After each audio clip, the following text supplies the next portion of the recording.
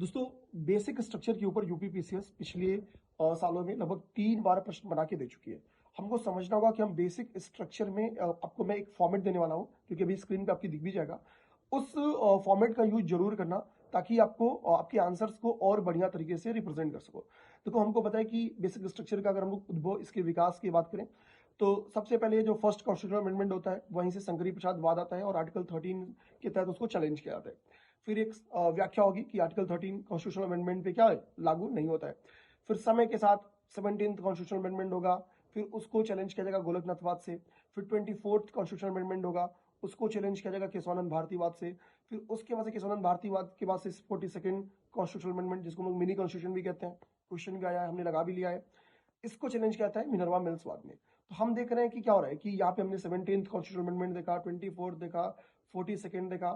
ठीक है, इन सभी वादों में बेसिकली कॉन्स्टिट्यूशनल अमेंडमेंट में क्या होगा कि संसद कॉन्स्टिट्यूशनल अमेंडमेंट करके, संवैधानिक संशोधन करके अपने संविधान संशोधन की ताकत को ऊपर करी होगी कि भैया हम संविधान के किसी भी हिस्से में, इंक्लूडिंग फंडामेंटल राइट में भी हम संशोधन कर सकते हैं।